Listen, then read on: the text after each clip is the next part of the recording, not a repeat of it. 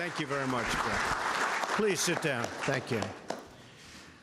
Thank you very much, Mr. Ambassador, for that wonderful introduction, I guess, right? That was good with me.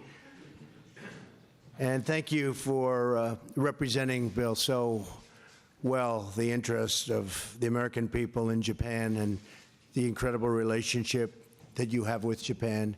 We really appreciate you doing a fantastic job. We very much appreciate it. Thank you. Let me begin today by addressing the horrific shooting in Sutherland Springs, Texas. Our thoughts and prayers are with the victims and families of today's horrible and murderous attack. This act of evil occurred as the victims and their families were in their place of sacred worship. We cannot put into words the pain and grief we all feel, and we cannot begin to imagine the suffering of those who lost the ones they so dearly loved. Our hearts are broken, but in dark times, and these are dark times, such as these, Americans do what they do best. We pull together. We join hands, we lock arms, and through the tears and through the sadness, we stand strong, oh so strong. My administration will provide its full support to the great state of Texas and all local authorities investigating this horrible crime. I've spoken just a few minutes ago with Governor Abbott, and we offer our thanks to the first responders, the FBI, all of the many people involved, both federal and otherwise. Ultimately, they stopped the suspect and rendered immediate life-saving aid to certain victims of the shooting. I will continue to follow the developments closely. All of America is praying to God to help the wounded and the families of the victims.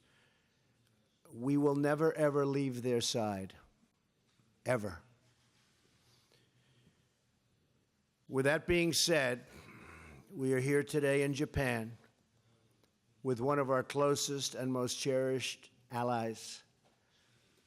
Through bad times and good times, through rain and through shine.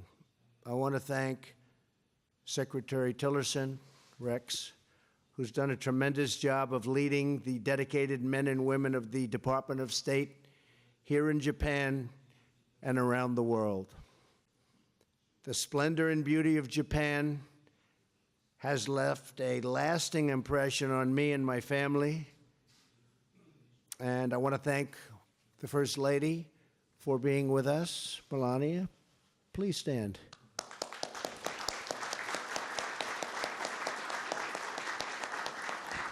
She's become a very, very popular First Lady, I can tell you that. Whenever I speak, they have hundreds of signs out in the audience. We love our First Lady, which is so true. Thank you. And our warmest admiration for this ancient culture. It's an ancient culture, and its customs are ancient, and it's terrific. Over the weekend, Ivanka attended the World Assembly for Women with Prime Minister Abe, who I was with all day yesterday. I applaud the Prime Minister, and he's a terrific person, by the way, for his dedication to advancing women in the workforce. And I share his commitment to empowering women in business and in all professions. This morning, I am pleased to have an opportunity to discuss how we can strengthen and improve the economic ties between the United States and Japan. And I have to say, for the last many decades, Japan has been winning. You do know that. For the actually last 70 years, cooperation between our two countries has helped us to pioneer incredible advances in commerce, in science, medicine, and technology. Our students study together, our scholars exchange ideas, and business leaders like you work together to invest in a better, more prosperous future for both of our nations. I know many of the leaders in this room have helped to build Japan into the center for commerce and innovation that it is today, and I want to commend you for your incredible achievements in so many areas. And I looked at a list of the people in the room. They are truly the leaders of industry. I congratulate you all. Names that in many cases I haven't met, but I know you well from reading about you on the covers of every business magazine and sometimes well beyond the business magazine. So congratulations. Fantastic job you've done in building some of the greatest companies in the world, and it's an honor to be working with you. We want to thank and make the United States, for the people in this room and well beyond this room, the most attractive place for you to hire, invest, and to grow. That's why we are very, very substantially lowering our taxes. The United States is one of the highest tax nations in the world. But it's also a market like no other. It's by far the biggest market in the world. Its numbers are phenomenal over the since November 8th, Election Day. Our unemployment is at a 17-year low. We've gotten almost 2 million more people in the workforce in just that short period of time. I've reduced regulations terrifically, frankly, if I do say so myself, but at a level that nobody else has ever done. I've done more in 9 months in terms of the reduction of regulations than any president has done in a full term, and it's not even close. And if it were close, they will let you know about it tomorrow morning, believe me. They will tell you about it, but it's not even close. The stock market reached an all-time high on Friday, and that's the 61st, I believe, something around that number, 61st time that's happened. So we have a lot of happy people in this room because your stocks are right in there. And look at you, you're smiling, very happy. What company? What company? Oh, that's another big one. That's a great company. Are you happy? You happy with the job? Good. Come here, give me your hand. That is some company, too. Congratulations, you've done a great job. But it's reached an all-time high. I believe it's maybe in the neighborhood of 61 times during the course of from November 8th. And so we're honored by that. GDP growth, very importantly, we hit 3.2 last quarter, 3.2. And this time we hit 3, and we figure a good point, I would say a good solid point for hurricanes. We had 4 horrific hurricanes, as everybody knows, and did a tremendous damage to Texas and Florida and Puerto Rico, Virgin Islands, and Louisiana, and even Alabama was affected, and other places, Georgia. And we figured at least a point. So I was going to close my eyes a little bit when the numbers came out, and the number came out at 3. That would mean that it would have been 4, and GDP at 4 was unthinkable, actually unthinkable when I was running. And I said we could do it. They were saying maybe you could hit 2, 2.5. My first quarter was 1. We were in the ones. And so we're at 3, and now 3.2, and again, without the hurricanes, I think we would have been 4 or very close to 4. So that's GDP of 4. That was not something that people thought of in the first 3 or 4 years, and we've already hit it. And we will continue to. On regulations, while I've reduced regulations terrifically, it would take, as an example, to build a highway, it would take 17 to 20 years to get approvals. And at the end of the 20th year, in many cases, they voted it down. Do you approve? No. So they wasted tens of millions of dollars. There's a highway in Maryland where it took exactly 17 years.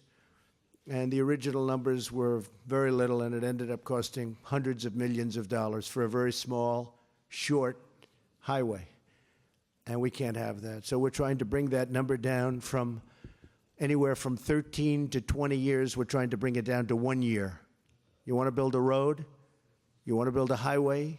You want to build a school? You want to build a factory, most importantly to the folks in this room, or a plant? You're going to have your approvals very, very quickly. Now, you may be rejected quickly, too, but that's okay. If you're rejected quickly, you don't want to be rejected at the end of the 17th year.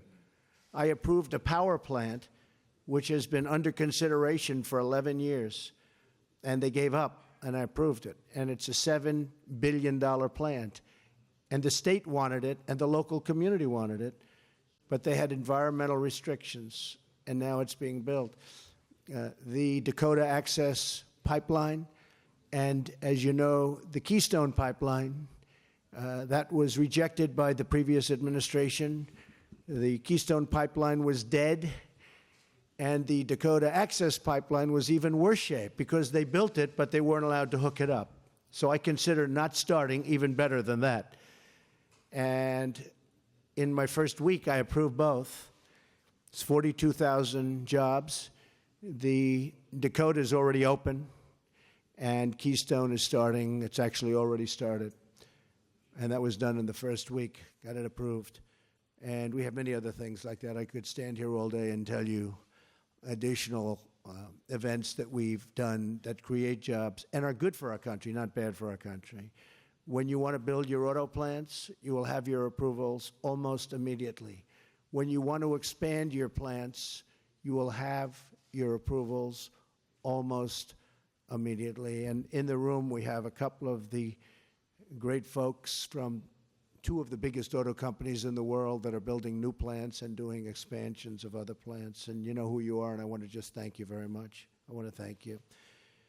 I also want to recognize the business leaders in the room whose confidence in the United States, they've been creating jobs. You have such confidence in the United States, and you've been creating jobs for our country for a long, long time. Several Japanese automobile industry firms have been really doing a job, and we love it when you build cars. If you're a Japanese firm, we love it. Try building your cars in the United States instead of shipping them over. Is that possible to ask? That's not rude. Is that rude? I don't think so. If you could build them. But I must say, Toyota and Mazda, where are you? Are you here? Anybody? Toyota, Mazda? I thought so. Ooh, I thought that was you. That's big stuff. Congratulations. Come on, let me shake your hand.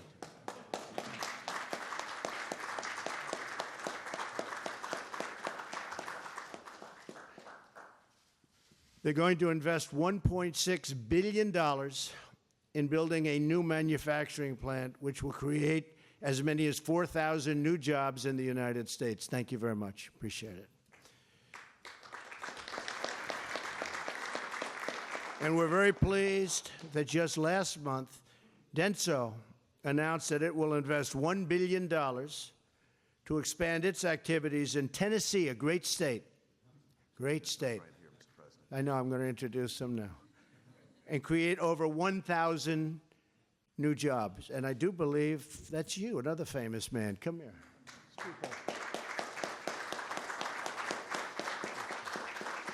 Great state. You're going to love being there. And again, it's really terrific. You watch. It's going to go so smoothly. And the process is a much easier process now. So thank you. Thank you both very much. I want to thank these companies, but I want to thank all of the companies that are coming in. Many companies have announced now that they're coming into the United States to do plants, to do factories, to move. You saw Broadcom is coming in, top 100 company. They announced on Thursday from the Oval Office. Anytime you'd like to expand a second time, see, I don't have to do that now because you've already announced, so I don't have to bother. But if you do a little more expansion, we'll do it from the Oval Office, you too, all right? But we just did that announcement from the Oval Office, and Foxconn is coming in with a massive plant that's going to be in Wisconsin, and that was very exciting. They do the Apple iPhones, and it's going to be a tremendous success. But we have to do more. The United States has suffered massive trade deficits with Japan for many, many years. Almost $70 billion annually, $70 billion. Many millions of cars are sold by Japan into the United States, whereas virtually no cars go from the United States into Japan. And our car industry is doing very well, and our product is fantastic. So we'll have to negotiate that out, and we'll do it in a very friendly way, and I know it's going to be a successful negotiation. And one thing I can say, that we make the greatest military equipment in the world. There's nothing close. And Prime Minister is ordering a lot of military equipment, as he should be, with what's happening with one of your neighbors. So that is happening. We had a case yesterday, as you know, where a missile was shot into Saudi Arabia, and their missile system defense took the missile right out of the air, blew it up. Incredible talent, incredible technology that we have, incredible. The accuracy that you can stop something like that. It's like a needle in the air going very, very fast. And we make incredible equipment, whether it's the planes, the missiles, anything you can think about. There's nobody even close. So we're going to be doing a lot of business with many countries on defense. We want fair and open trade. But right now, our trade with Japan is not fair and it's not open, but I know it will be soon. We want free and reciprocal trade, but right now, our trade with Japan is not free and it's not reciprocal. And I know it will be.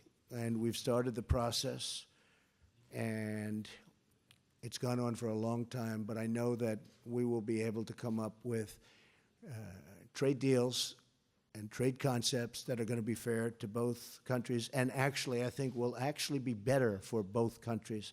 And I have no doubt that it'll be done in a quick and very friendly manner. I'm very optimistic about the future of our economic partnership. We are proud, for instance, that after the United States, Japan is the largest owner of Boeing aircraft, greatest commercial aircraft in the world. Is Boeing here? Boeing? Right there from Boeing is here. Oh, look at my guy. Stand up. Happy guy. Boy, have I made him. Whoa, come.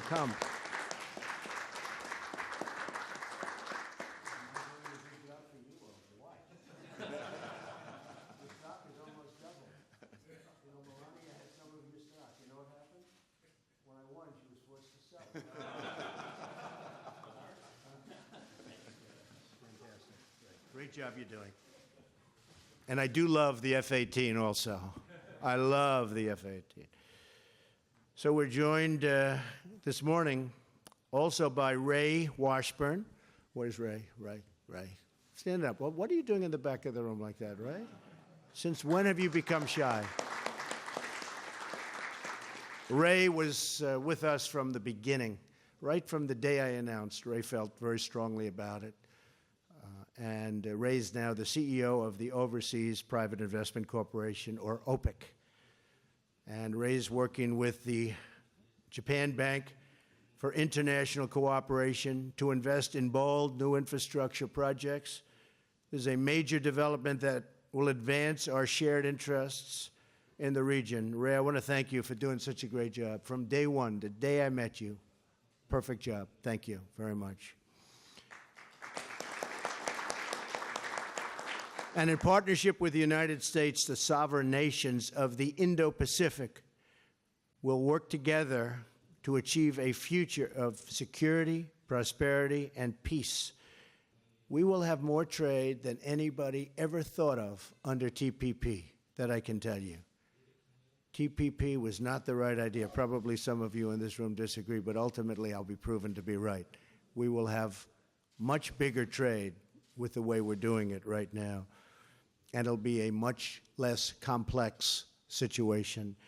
We cherish the friendship between the United States and Japan. And I cherish my friendship with Prime Minister Abe. We welcome more Japanese investments into the United States.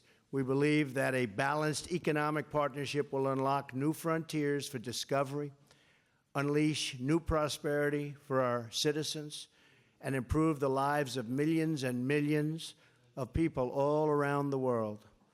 We're grateful for everything you do to promote opportunity in both Japan and the United States. We look forward to many years of cooperation, innovation, collaboration, and unbelievable trade. Unbelievable trade.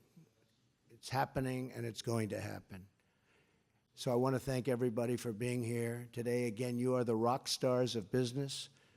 Amazing people. I hope your family recognize how important you are. Oftentimes they don't, right?